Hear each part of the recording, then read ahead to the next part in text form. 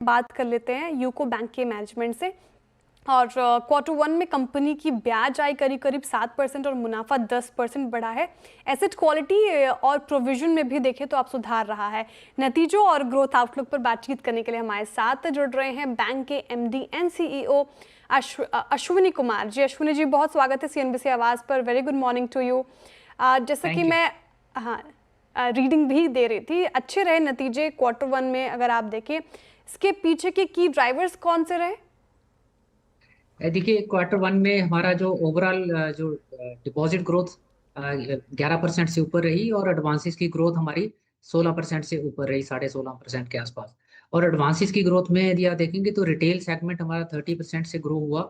और उसमें यदि रिटेल में यदि आगे जाएंगे तो हमारा जो हाउसिंग लोन का सेगमेंट है वो अराउंड 18% की ग्रोथ आई, और व्हीकल लोन का सेगमेंट में 66% की ग्रोथ आई। एमएसएमई में 20% और एग्रीकल्चर में 15%।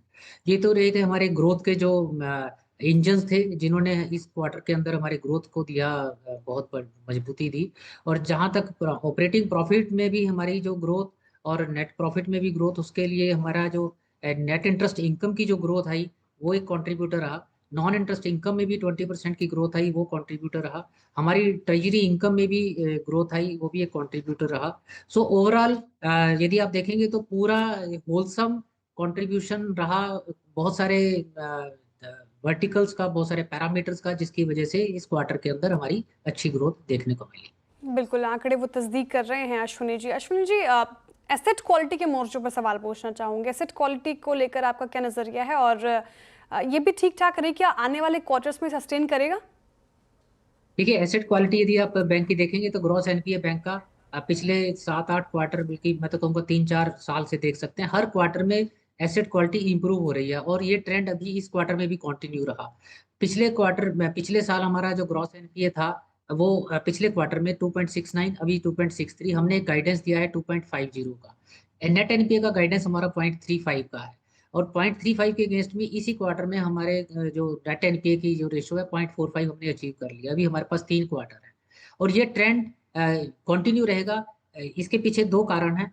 एक तो हमारा जो स्लिपेज बहुत कंट्रोल्ड है। 1-2 साल पहले हमारा स्लिपेज रेशो 1.75 होता था, जो घट के अभी 1.12 1 to 1.25 के बीच में हम ले आए हैं। तो हमारी जो गाइडेंस है स्लिपेज रेशो इसी रेंज में रहने की। और इस क्वार्टर की जो स्लिपेज भी है वो एनुलाइज 1.18 है, तो गाइडेंस के अंदर है।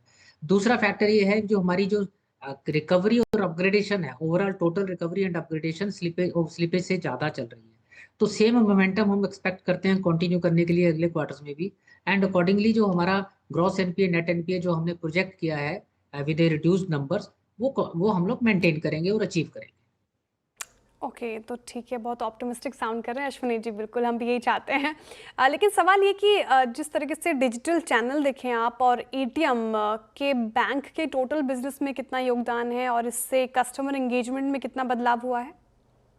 देखिए, यदि मैं डिजिटल ट्रांसफॉर्मेशन की बात करूं, बैंक ने पिछले वर्ष सितंबर 2024 में डिजिटल ट्रांसफॉर्मेशन प्रोजेक्ट परिवर्तन शुरू किया था, जिसके तहत हमने एक लक्ष्य लिया था कि 1 साल के अंदर हम बैंक अपनी 25 डिजिट जर्नीज को डिजिटलाइज करेगा।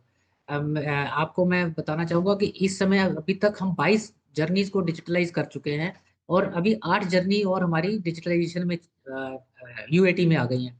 तो इस साल सितंबर तक 25 जर्नीज के अगेंस्ट में हम 30 जर्नीज को डिजिटाइज करेंगे। जहां तक डिजिटल अडॉप्शन का सवाल है, आज से 2 साल पहले हमारे सिर्फ 14 लाख कस्टमर्स मोबाइल ऐप पे थे। आज हमारे 51 लाख से ऊपर के कस्टमर हमारे मोबाइल ऐप पे आ गए हैं। और जो डिजिटली जो हम लोग एफडी बनाते हैं मोबाइल ऐप से और डिजिटल चैनल से, वो 4% होती थी, वो भी 16 से 17% हमारे जो डिजिटल एफडी बनती है। लोन अगेंस्ट एफडीआर जो है वो पहले 10-12% होता था, अभी 45 to 46% डिजिटल चैनल से हमारा लोन अगेंस्ट एफडी और ओडी अगेंस्ट एफडी बनता है। रेकरिंग डिपॉजिट मोर देन 70% हमारा अभी डिजिटल चैनल से हो रहा है। और हमने टैब बैंकिंग भी शुरू किया था पिछले साल मार्च के अंदर, सारी ब्रांचों में टैब दिया। तो अभी हमारे 35% अकाउंट जो टैब बैंकिंग के थ्रू, डिजिटल चैनल के थ्रू ओपन हो रहे हैं। और अभी तक हम तकरीबन 8,500 करोड़ का जो बिजनेस है वो डिजिटल चैनल्स के थ्रू कर चुके हैं। हमारा टारगेट इस साल में 25,000 करोड़ तक के डिजिटल बिजनेस का टारगेट है।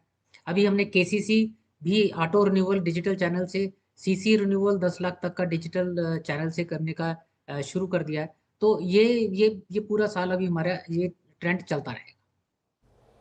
ओके, डिजिटल प्रेजेंस काफ़ी स्ट्रॉन्ग है और आगे भी इस पर आप काम कर रहे हैं अश्विनी जी। अश्विनी जी, अगर हांगकांग, सिंगापुर और ईरान को छोड़ दें, इसके अलावा कहीं बैंक अंतर्राष्ट्रीय मौजूदगी बढ़ाने की कोशिश कर रहा है, प्लानिंग है क्या आपकी? नहीं, अभी अभी हमारा कोई ऐसा प्लानिंग में नहीं है। अ, अभी हमारा हांगकांग, सिंगापुर और ईरान में हमारा रिप्रेजेंटेटिव ऑफिस है, वहाँ पे हमारी हम्म, ब्रांच नहीं है, रिप्रेजेंटेटिव ऑफिस। ठीक है। अब वक्त का थोड़ा अभाव है अश्विनी जी, लेकिन बहुत सारे सवाल थे और जहन में आपसे बातचीत करके अच्छा लगा। बहुत शुक्रिया हमारे साथ जुड़ने के लिए, तमाम सवालों के जवाब देने के लिए।